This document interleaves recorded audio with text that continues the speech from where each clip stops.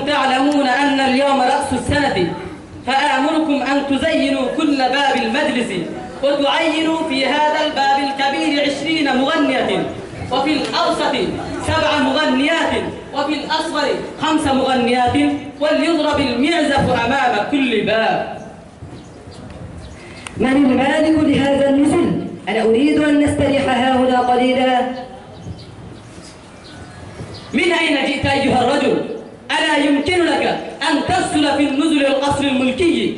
فاعلم أن هذا قصر ملكي ليس بنزل.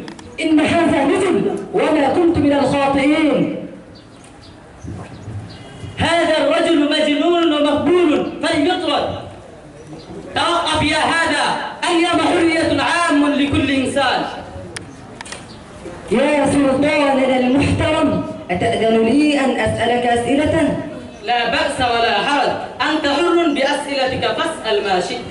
من كان قبلك في هذه الدار؟ جدي. ومن كان قبله؟ جد أبي. ومن كان قبل جد أبيك؟ كان قبله جد أبي وغيرهم يسكنون فيه، لكن هذا هو القصر الملكي لن يكون نزلا. ولكن الآن أين آياتك؟ فإنهم ماتوا. وما تظن أنت بنفسك؟ إني لذاهب إلى طرق آبائي وأجدادي.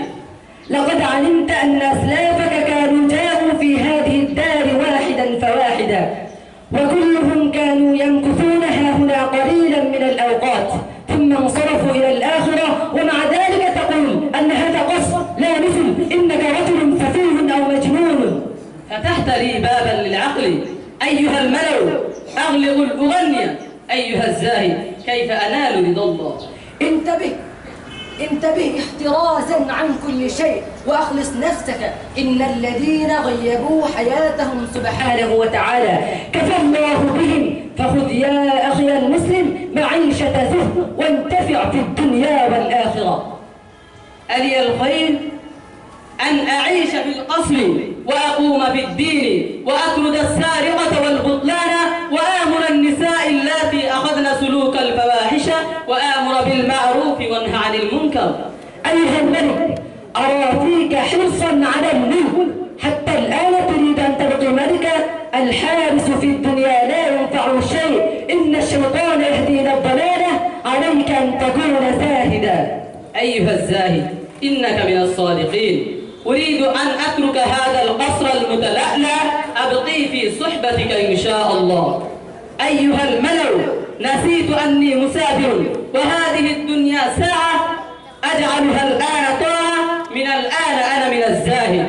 أيها الحاضرون الكرام، تعلمنا من هذه المكالمة كيف يجيء الناس إلى سواء السبيل، وفي هذه المجتمع أناس كثيرة الذين غمضوا في الفواحش وفي تلألؤ الفان ويظن أنه حق. فيا أسفا علينا وعلى أصحاب الملوك، علينا أن نتفكر عن الدنيا الفانية والآخرة الباقية. السلام عليكم ورحمة الله.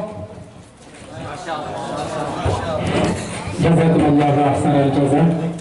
نعم، الدنيا فانية والآخرة باقية. تعلمنا من مكالمتهما